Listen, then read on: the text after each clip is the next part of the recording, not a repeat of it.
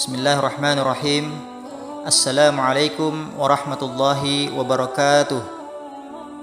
Alhamdulillah, nahmaduhu wa nasta'inuhu wa nastaghfiruh wa na'udzu billahi min sururi anfusina wa min sayyiati a'malina. May yahdihillahu fala mudilla lahu wa may yudlil fala hadiya lahu. Asyhadu an la ilaha illallah wahdahu la syarika lahu wa asyhadu anna sayyidana Muhammadan abduhu wa rasuluhu la nabiyya ba'dahu.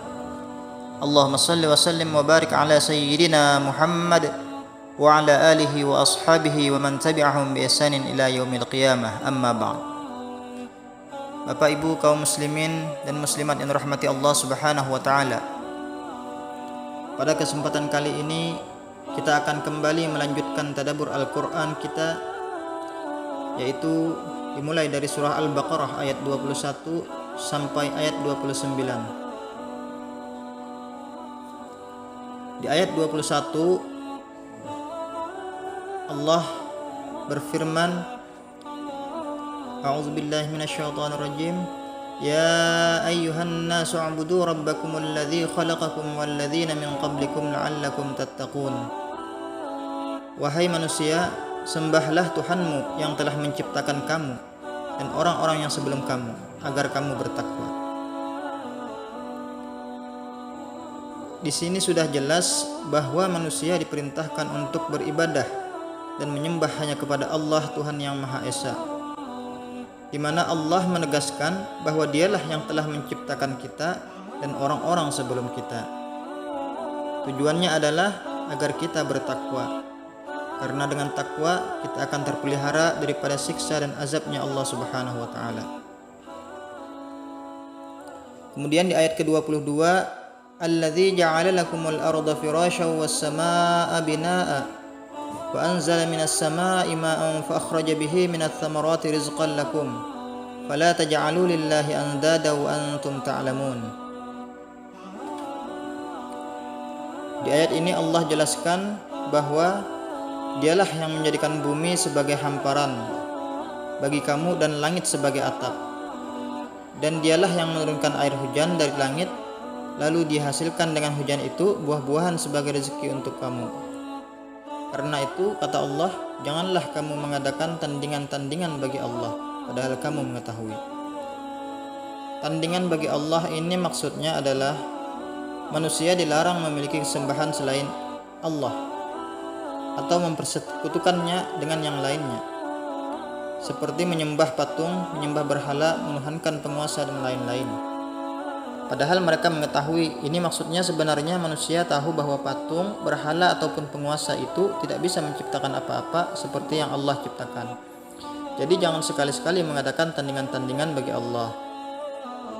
Bapak Ibu yang rahmati Allah Subhanahu wa taala, kemudian di ayat ke-23, Wa in kuntum fi raibim mimma nazzalna ala 'abdina fa'tu bisuratin min mithlihi wad'u syuhada'akum min dunillahi in kuntum shadiqin. Dan jika kamu meragukan Al-Quran yang kami turunkan kepada hamba kami Muhammad, maka buatlah satu surah semisal dengannya dan ajaklah penolong-penolongmu selain Allah jika kamu orang-orang yang benar. Ayat ini merupakan sebuah tantangan dari Allah Subhanahu wa taala untuk orang-orang yang ingkar atau orang-orang yang ragu atau bimbang dengan Al-Quran yang dibawa oleh Nabi Muhammad SAW pada saat itu. Mereka ragu bahwa Al-Quran ini benar-benar dari Allah.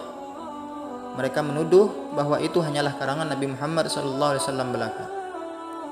Tantangannya seperti apa? Yaitu mereka disuruh membuat satu surah saja seperti Al-Quran, yang mencakup kedalaman makna, keindahan susunan kata, pemberitaan tentang hal gaib dan sebagainya.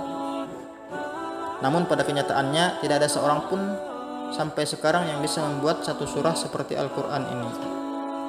Bahkan pada saat Al-Quran diturunkan di Arab pada saat itu, bangsa Arab sedang berada di puncak sastranya, namun tidak ada yang bisa membuat bahkan satu surat seperti Al-Quran. Mereka juga disuruh mengajak penolong-penolong mereka untuk membantu, maksudnya adalah Tuhan-Tuhan mereka yang mereka anggap Tuhan. Tapi pada kenyataannya tidak satupun yang bisa. Kemudian di ayat ke-24 disebutkan, fa in lam taf'alu wa lan taf'alu. Maka jika kamu tidak dapat membuatnya, dan pasti kamu tidak akan bisa membuatnya. Fattaqun nar, maka peliharalah dirimu dari neraka. Allati waquduhan nas wal hijarah, yang bahan bakarnya manusia dan batu. Uiddat lil kafirin, yang disediakan bagi orang-orang yang kafir. Jadi di sini Allah menegaskan jika mereka memang masih meragukan tentang Al-Qur'an, Allah kasih peringatan mereka tentang api neraka yang memang disiapkan untuk mereka yang ingkar tadi. Bapak Ibu yang dirahmati Allah Subhanahu wa taala, berlanjut ke ayat 25 yang mana ayat ini menjelaskan tentang balasan yang Allah berikan kepada orang-orang beriman, yang mana tentang orang beriman ini sudah dijelaskan di ayat sebelumnya, yaitu ayat 1 sampai 5 yang menjelaskan tentang sifat orang-orang beriman. Apa balasan Allah untuk orang beriman? Wa basyiril ladzina amanu wa 'amilus shalihat anna lahum jannatin tajri min tahtihal anhar kullama ruziqu minha min thamaratir rizqan qalu hadzal ladzi ruziqna min qablu wa utubihi mutasyabiha wa lahum fiha azwajun mutahharatu wa hum fiha khalidun.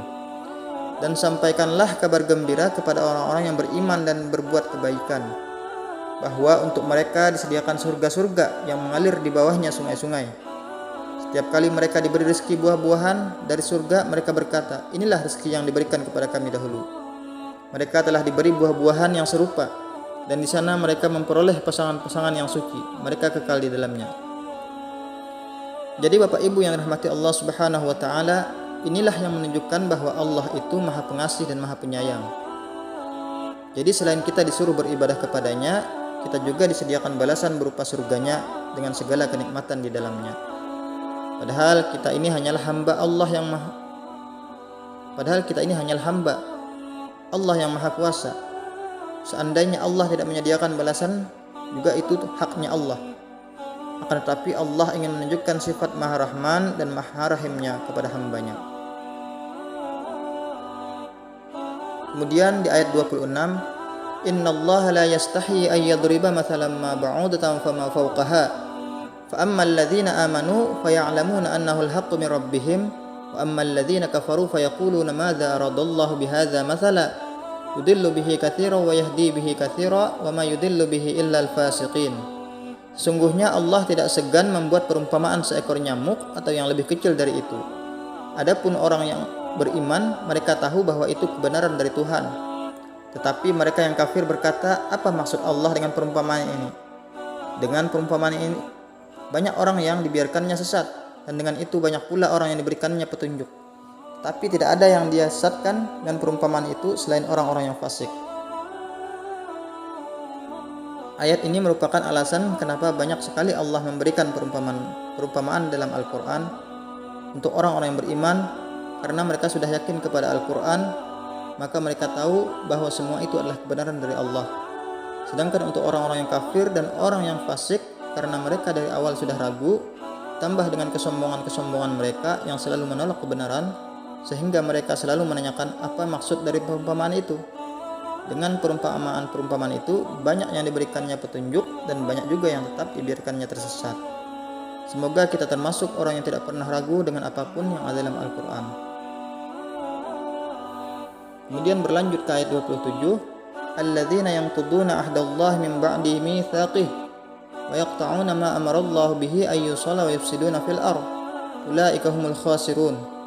Yaitu orang-orang yang melanggar perjanjian Allah setelah perjanjian itu diteguhkan dan memutuskan apa yang diperintahkan Allah untuk disambungkan dan berbuat kerusakan di muka bumi. Mereka itulah orang-orang yang rugi. Ayat ini tertuju kepada orang-orang yang kafir dan fasik yang dibiarkan Allah tersesat, yaitu orang-orang yang melanggar perjanjian Allah. Maksudnya Al-Quran yang sudah jelas-jelas dibawa oleh Nabi Muhammad SAW tadi. Malah mereka memusuhi Nabi dan membuat kerusakan di muka bumi, dan mereka akan menjadi orang-orang yang rugi. Kemudian di ayat 28 dan 29, kaifa takfuruna billahi wa kuntum amwatan fa ahyakum tsumma yumitukum tsumma yuhyikum tsumma ilaihi turja'un. Bagaimana kamu ingkar kepada Allah padahal kamu tadinya mati, lalu Dia menghidupkan kamu, kemudian Dia mematikan kamu, lalu Dia menghidupkan kamu kembali, kemudian kepadanya lah kamu dikembalikan. Walladzi khalaqa lakum ma fil ardi jami'an tsumma istawa ila as-sama'i fasawwahunna sab'a samawat wa huwa bikulli syai'in alim. Dialah Allah yang menciptakan segala apa yang ada di bumi untukmu, kemudian Dia menuju ke langit, lalu Dia menyempurnakannya menjadi 7 langit, dan Dia Maha mengetahui segala sesuatu.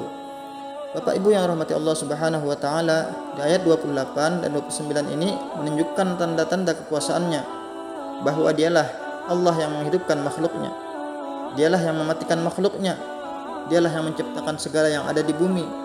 Dia juga menciptakan langit dan menjadikannya 7 lapis, dan Dia Maha mengetahui segala sesuatu. Bapak Ibu yang rahmati Allah Subhanahu wa taala, alhamdulillah sampai hari ini kita sudah mentadabburi ayat Al-Qur'an surah Al-Baqarah sampai ayat ke-29. Insyaallah kita akan lanjutkan di pertemuan selanjutnya. Semoga apa yang sudah kita baca dalam Al-Qur'an ini dan apa yang sudah kita fahami bisa kita amalkan di dalam kehidupan sehari-hari. Semoga Allah memberikan kepada kita kemudahan untuk memahami ayat-ayat Al-Quran ini, sehingga kita bisa menjadikan Al-Quran ini sebagai pedoman dalam kehidupan kita menuju surganya Allah Subhanahu wa taala. Amin amin ya rabbal alamin. Hadanallahu wa iyyakum ajma'in. Wassalamualaikum warahmatullahi wabarakatuh.